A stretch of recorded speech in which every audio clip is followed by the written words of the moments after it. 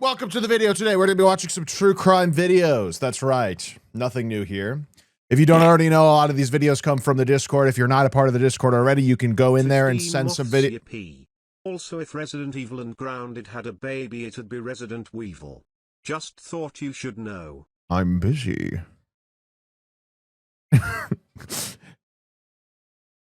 We have a React Suggestions tab in the Discord. You can suggest videos from. A lot of these come from there. So join the Discord if you haven't already. If you're watching this on YouTube, that means you missed the Twitch stream, but I stream almost every single day. I stream almost every single day except Sundays. So hopefully you can catch some. Not necessarily true crime, but sometimes true crime. And if you're watching on YouTube, make sure you subscribe because I like to see those numbers go up. That's very cool. It makes me feel validated in what I do. Intro time.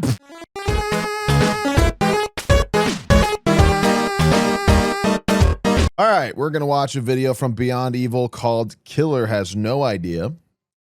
Cops found his missing girlfriend in a suitcase.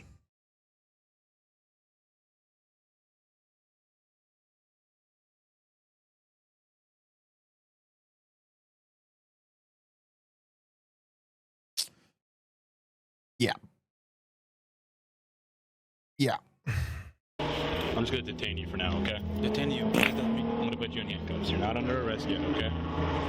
15 moths in me. These officers are booking a man they suspect of driving a stolen vehicle, completely unaware. What's that with he's killers in hiding suitcases? something Easily transportable, lots of space. Not really suspicious, depending on where. more sinister. That name that he provided is showing as an alias on a homicide. In the days that follow, this routine arrest will unravel a 3-year-old mystery and expose the horrifying truth behind the most disturbing crime this county has seen in years. Dude, he has like 3 or 4 different IDs. Oh boy. He came home, mentioned something weird about finding a body. Bro saw body parts in his suitcase and said, "Oh boy." It was a windy day on October the 14th, 14th, 2020, when officers of the Chippewa County Sheriff's Office were sent to check out a report of a suspicious suitcase that had been found at an abandoned farm located on Highway T in the community of Wheaton. Parking their vehicles at the entrance road to the property, they made their way further back in among the old buildings. Finally, rounding a bend, they saw it, a large purple rolling luggage piece laying on its back, its handle still extended. The surrounding area had all the looks of a crime scene. What a weird way to leave nearby. it. Stacks of surgical-type gloves, cloth, and other debris lay around. What the The area was quickly cordoned off, and finally the detectives on scene had to open the suitcase. It was heavy and had stood up to the elements if it had been out there for very long. There was no real scent coming off of it, at least temporarily.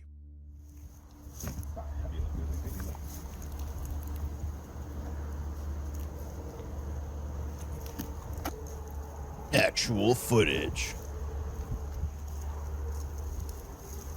Oh boy. Yeah, you can close that. No Folded gloves? into Yeah, he the had cramped gloves on. suitcase was the body of a Hispanic woman. There could be no question of murder, considering the circumstances. The whole thing? Due to the condition of the body, identification and understanding how she had been killed would have to await the work of a coroner. A forensic team was immediately dispatched to the site. Over the next few hours, the suitcase would be properly bagged and removed from the area as teams scoured the site for any clues that could be found. The nearby trash heap seemed to provide a variety of potential clues. Why were there so many examination gloves there, apparently unused? There seemed to be a perfectly serviceable, if not dirty, set of jumper cables, and there were articles of clothing, including a black sock and what turned out to be a well-worn white jacket size 2XL that had been a promotional piece from Monster Energy drinks. The jacket would have a hole in it with what appeared to be blood. The jacket was obviously too large for the person who had been crammed into the suitcase. And what about the graffiti on the concrete wall pylon just behind the suitcase? While highly stylized, it spelled out hybrid moments. Could it have something to do with the case? It is the name of a 1985 song by the Misfits, a song in which lead singer Glenn Danzig belts out the opening line, "If you're gonna scream, scream with me. Moments like this never last." Perhaps it was there long before the suitcase I was about and to say, the it's probably occupant just been arrived at there. the site. Maybe it was made on that fateful day as some kind of monument to the moment. It most assuredly wasn't painted in the days, weeks, or maybe months afterwards without someone stumbling across the suitcase. In another nearby smaller pile of debris were some torn-covered paperback romance novels. On the road in, detectives had Why is there already run just across shit a everywhere? coverless copy of the collected short works of Mark Twain. This is the most like crime show crime scene ever. There's just like a bunch of stuff. Why is there just stuff all over this crime scene? Like this, A book decidedly different from the romance ones whose covers had been removed. A school library card was found not too far yeah, like from did the he Mark just Twain like book throw with everything a out of his student's car? name on it, but no date stamp. The condition of the book and local weather ruled it out as being from the time of the murder. The name would also check out as having no connection. But the other books and their covers, had this just been a place where someone came to read in quiet? Had they been owned by the victim or the killer? One of the books was by Sheila O'Flanagan, entitled He's Got to Go, the story of three sisters in Ireland, each of whom was embroiled in troubled relationships. Perhaps it was just coincidence, or maybe the reader had been in just such a situation. Just a billion One that of turned nothing out in the burgers on worst the way scene. possible. Not too far away, discarded in the dirt, was a single name tag, like one would wear to a service job. It simply read, Rosalie, chairlift operator from Blue Green Vacations, share Well. happiness. Blue Green Vacations is a very popular resort complex in the Wisconsin Dells, some 3 hours away. by That's car. probably helpful. Why would this name tag be some 180 miles or 290 kilometers from where it was issued? And what an out-of-the-way spot for Gee, I someone wonder to have dropped why. it here. What a It mystery. surely couldn't have been by accident. And if it wasn't, then it might be a clue to begin unraveling the mystery behind this murder. As detectives began tracing down scant leads from the crime scene, word began to move around the a good jailhouse, word. I and love one of the scant. people being held there after an arrest that morning said that he could shed some light on who the person was that called it in. At this point, even the person who found the suitcase originally had to be considered as a suspect. The man is Mai Tao, also True. known as Rasha, a laborer who had been working recently as a carpet layer but was being held in jail for a probation violation. He says he's been working for Bernie's Carpet Company, and he thinks it was his boss, who is also his girlfriend's father, who made the call about the body. Is there anything that would be very unusual or something that you may want to bring up to me? This one time I was at his house, and he came home. I don't know. He mentioned something weird about finding a body.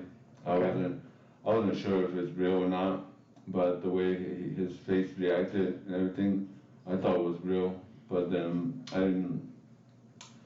I just told him, if you did find a body or something, I would suggest you tell somebody, because if I was a parent, I would want to know if I had a kid who was somewhere, and I would want to know, because if somebody finds it, I would want to know and get a proper burial for them. And that's really all I said. What did Bernie say? Fair enough. He just said he went. He said he went to this abandoned area. Went to this abandoned area, and then he saw the suitcase, and he opened it, and that's what he found. And he scared reported because he opened it and his print is on it, so he don't know what to do. So Unfortunately, a valid reaction for a lot of If you people. do it, you should at least report it. A lot of people might be scared to report something they That's all stumble I upon because was of about that subject. touching the crime scene. The detectives Out attempt to of establish some kind of timeline. They're familiar with how innocence. aged the corpse seemed to be, but they still don't know an exact time frame until the coroner finishes their work. Any assistance could help them. When did you recall him saying this?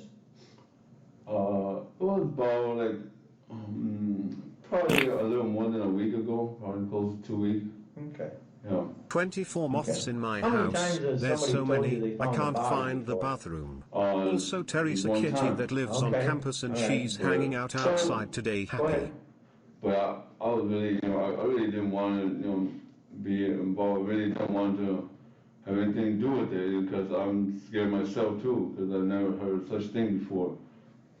But I was telling him to report if it's real, if it's real, it's report it. I want to go see it, I won't go near it, I want to have anything to do with it. That's all I said. Okay. Have you heard of anything in the news or anything? Okay.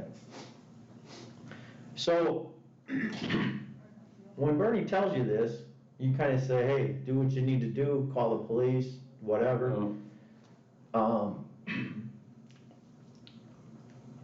Did Bernie ever, you said it was abandoned? Yeah, he mentioned something about like the place is abandoned. Okay. Yeah. Did he describe the place at all? Well, like, we kind of, it's on our way to work, I think. Okay. On, Claremont, I think it's on Claremont, it's the same road, Claremont to get to,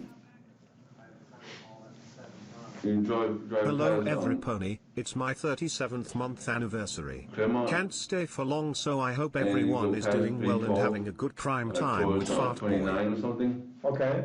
And it's supposed to be, he kind of pointed out to me, it's on the left, on the right side, going towards 29. Okay. Yeah. And he actually drove by with you Yeah, and pointed it out. yeah. What yeah. did it look like to you? Not It weird looks at all. The buildings are like abandoned, like some shacks are like falling down and stuff like that. Okay. Yeah, So you could see all this from the road? yeah. Okay. Yeah. Did you actually drive onto the property at all? No. Okay. No, I told him I don't want to go near. I don't want to go near. I don't want to have anything to do with it. I'm scared. That place looks scary. Okay. When he drove by and pointed it out to you, did it kind of seem real to you then? Yeah, I mean, it seems scary. It seems like bad. It seems like something's creepy about it. Okay. They've got to find out if there's more to this story. The abandoned farm wasn't exactly an attractive spot for people to stop by, and to have gotten that far back on the property raises questions of its own. So why Well, that would sounds like Bernie a- be on an abandoned Sounds like a farm? great place to put a body no to idea. somebody, or for Okay. somebody's logic.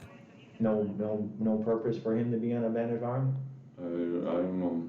Have you ever gone to any abandoned farms or anything before with Bernie? Okay. And how long have you known Bernie? About a month and a half, like I said. What the? That's the first time you met Oh my him? gosh. Yeah. They press I'm just gonna one put those more up there. time to make sure they're getting the information. The truth can keep them on the right path. A lie could send them anywhere, or could lead them directly, eventually back to the killer as well. True. So we're just kind of following up on some rumors. And some of the rumors, we want to clarify whether it's fact or fiction, so to speak. And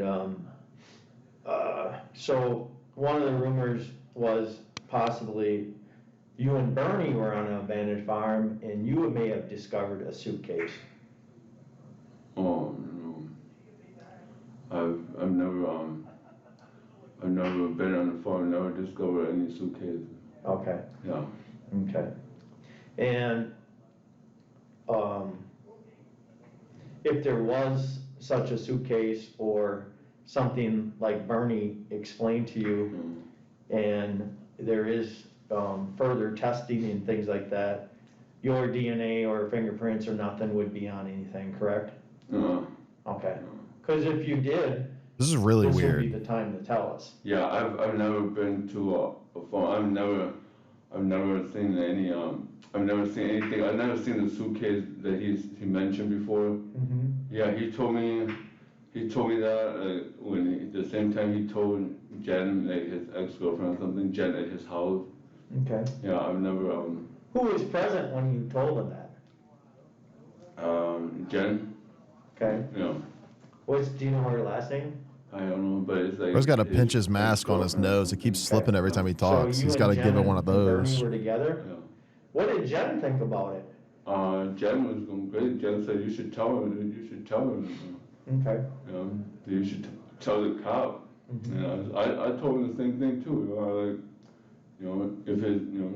If somebody's family, and I mean, he seems. if I was a parent, This seems fairly I would want to genuine. I know mean, he's why- talking pretty I would want to know. pretty normally about it, and normal as in like how a person would talk about a dead body, not like, oh, it's a regular thing. You know what I mean? Daughter too, you know, if my daughter's missing, Like or I how would somebody want would to know talk too. about like Why do you That think was there's a weird. daughter? Huh? Cause he said, cause he told me like he think it's a little girl, cause he said he looked at it and the size of the pelvis or whatever. You know, he gave me some details about it. Tell me about those details. He Gross. just said he he think it's a little girl, and like, you know, he look at the size of the pelvis, about this big or whatever, so it's a little girl. He think, Okay. but He's pretty definite that he's seen a body. yeah. Okay. And like, I don't know, I told him like, I don't know, I don't want to go near that. I don't want anything to do with that. Like, if there's a body there, I don't want to go near them. Okay. While the reason for them being on the property would remain unclear, the lead from the name tag was panning out. The employer, Blue Green Vacations, was able to verify they had a chairlift operator who once worked for them by the name of Rosalie Cindy Rodriguez at the Wisconsin Dells location. Why did they She would pause? be about 24 years Why old did he and was like? a native of Peru who had immigrated here for work. The detectives Why is her quickly middle found out name that so Rosalie important to Rodriguez emphasize? had been reported missing from her home in Or is that just the Greensburg, name she's going Wisconsin by or on something? the 23rd of July of that year. Could they have found her body stuffed into a suitcase some 2 hours away from her home? The body inside the luggage was obviously female and had long black hair that matched her description. But beyond that, they couldn't be sure. Digging into the missing persons report, they found out Well. that she had been reported missing by her boyfriend, Jose Eduardo Dominguez Garcia, who claimed he had last had contact with her on the 4th of July 2020. They also found that she and Jose had both been employed by Sprecker's restaurant and pub in the Wisconsin Dells. On the day he reported Rosalie missing, Jose had come by to pick up both his and her paychecks from the restaurant. He had worked his last day just the day before. Detectives would be able to backtrack surveillance cameras to the area to catch a glimpse of Jose's red Volkswagen Passat driving to and from the restaurant on that day. Did they have their man? He was immediately a person of interest in the case, compounded Yeah, by as the he fact should that be. he had also apparently fallen off the map at about the same time he reported Rosalie missing. A check of records showed that while Jose had been charged with operating Weird a motor timing. vehicle without a license and a separate case of destruction of personal property in the years before, he didn't have a violent background. But then again, it's not a requirement to have a history of violence to commit murder. While True. police looked to bring Jose in for questioning, the coroner's office One and bad day is forensic all it takes. experts from the state worked to fully and finally confirm the identity of the woman that had been found. Once removed from the suitcase, they could tell that she was a young woman, around 5 feet 2 inches tall, of moderate build. She was Hispanic and wearing a black t-shirt like those worn by workers at Sprecker's restaurant and pub. It was becoming less and less doubtful that this was the missing Rosalie. But she was also apparently not the only life that had been ended and gone into a suitcase to be discarded in a field. Hidden under the body were 2 pregnancy tests. A notepad found inside the case with the body read simply on the cover, "Be your own hero." The remaining badly stained pages inside had nothing written on them. A single contact lens was found in the suitcase as well. Investigators would begin to verify that Rosalie, on July the 18th, 2020, had visited her doctor and had been told that she was 7 weeks pregnant. At the time, Rosalie also had a 5-year-old daughter who was living back at home with her grandparents in Peru. While they had everything pointing to this was Rosalie Rodriguez's body, and they had an idea who their main suspect was, they still needed an official declaration of the identification of the corpse. Genetic evidence and testing would take nearly a year before it was 100% confirmed that it was her. At that time, an arrest warrant was issued for Jose Garcia. He was nowhere to be found. And then one night, out of the blue, some 3 years later, on November the 23rd, 2023, I mean, I'm not saying he didn't do it. I mean, he probably, it's pointing in that direction, but also like, what's his motivation? Because she was pregnant? I mean, I guess it's, people do it for less, I guess.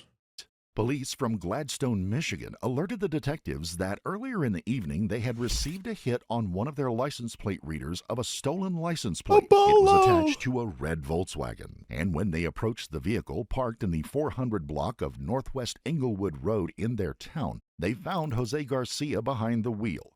As they booked him... I don't know why I'm saying that. They literally... This was the start of the video. They showed him at the start of the video. Why am I even like, I don't know if he did it or not? For the stolen plate, completely alerts like went off in the system that he was wanted for murder. My brain like totally forgot about this part. I'm just going to detain you for now, okay? Huh?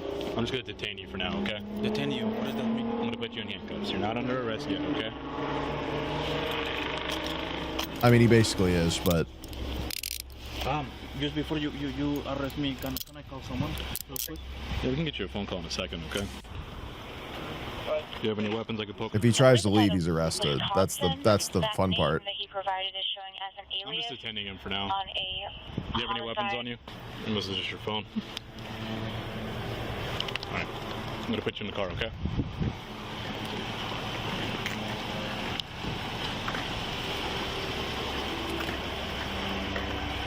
Like I said, you're just being detained, okay? Okay, so I'm going to jail? No, you're just being detained. Just have a seat in here, okay? But can I make a call real quick? Not right now. Homicide for a child getting drowned, right? Like a 1-year-old dead body. He tried to hide it. Piece of shit. What? Yeah. It's probably, yeah. Unless that's not him, and it's... No, dude, that's his... It's 100% him. Yeah, 100%. We got his fingerprint. Yeah. Dude, he has like 3 or 4 different IDs. None of those IDs come back to him. Even the Mexican one. All right, man. So here's the deal. You're under arrest for, you have a warrant out, all right? No. So you're under arrest for that. And you're also under arrest for the stolen plate, too. And also the false info, because all the names that you gave us did not come back to your actual name. Okay? So... You're going to be going to county jail.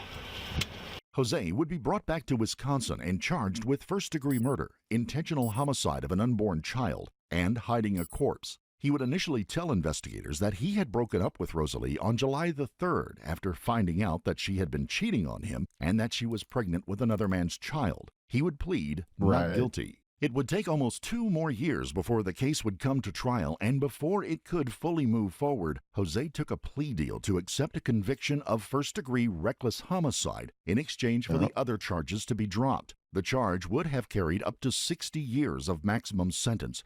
Instead, Judge James Isaacson handed down a sentence of 25 years in prison with 15 years of supervised probation following. He would also be credited for the 525 days he had spent in jail awaiting trial. He would also be forced to pay $10,141.09, his entire worth, in restitution.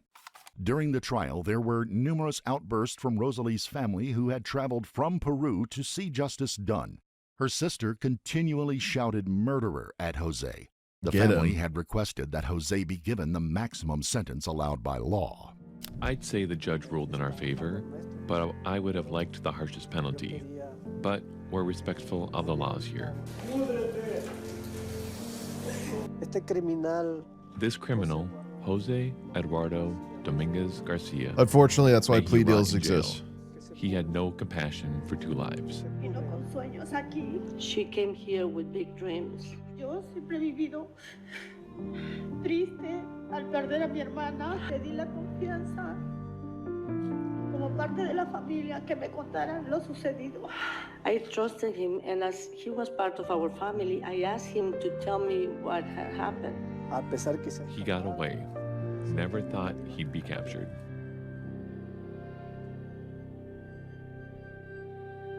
Que descanse en paz, pero Jehová Dios que lo tenga en su gloria. Te amo, hijita. Dang. Jose would address the court and say, "I know that words will not change anything. It doesn't matter what I say. They won't change their opinion. But I am here, and I will accept the punishment. I want to tell them that I am so sorry. And I think that's all. What can I say?" The judge in the case would remind those in attendance that closure for the family was of the highest importance. As a final part of the ruling, he ordered that Rosalie's body finally be released to the family so that it could be returned to her homeland and she could be laid to rest. A case could be made that the justice served to them that day was watered down, and Jose could well walk free before he turned 60. Rosalie and the unborn child she carried might well be forgotten by everyone but her family by that time. We would like to extend our sincere condolences to the family and friends of the victim. Well, maybe move your suggested video from the picture, man. Yeah, I mean, it is fair to be disappointed in a lot of ways, especially if they're the family. Unfortunately, like, plea deals exist for reasons just like this. They said it, I think if I remember right, it said it took 2 years for them to even go to trial. It took a year for them to even get exact DNA evidence. So, like, you know, we're talking half a decade of time, basically, since she was gone for even any sort of retribution and sense of justice. I mean, that's a long time. But that's why the plea deals system exists. It's like there's so many cases and so many things to get done, and lawyers and courts and judges have so many cases to go over and handle individually, that like plea deals exist because it's like, listen, man, you're guilty as shit, and you can say not guilty, and that's your right. But if you just admit to it, we'll get rid of all this other shit. You get seen guilty for the big one, and you get to get out earlier. That way, everybody kind of saves time. Family gets a good ending quicker, like, etc. Yeah, I did also notice that that translator wasn't exactly like correct.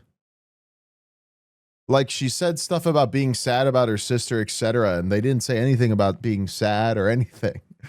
Like, I absolutely heard like triste, like I heard sad, I heard a bunch of other stuff, and it was just like 5 words the translator said. I'm like,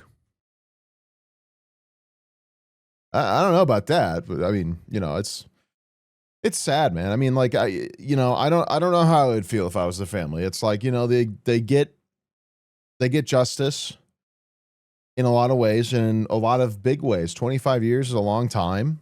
And then after that, he's basically in, you know, observed punishment for 15 as well. It's not like long enough. Nothing's long enough. Ultimately, nothing's long enough. But at the same time, a lot of the justice system is built, or should be built, around reform. Not that murderers are like the top people to be reforming, but if your system's built on reformation and getting people to change their ways, unfortunately, murderers fall under this topic of reformation. And like, they technically need as equal of a chance as everybody else, depending. Obviously, there's a lot of nuance to this. So we don't even have to get into this black and white debate about like, yeah, but like serial killer, blah, blah, blah. Obviously, that's way different. Way different, right? Prison is meant to reform. It's not used that way. It's not continued to be built that way. That was the main purpose, and that's what the focus should be. I think like families still deserve to feel like they were given their due justice, but also lawyers need to not take over a year on the same case, on one case. And that's one case out of probably 40. They have a lot to do. So it's like, you know, it's something like that. It's just how it's got to be. Do I think some crimes that people committed cannot be rehabilitated?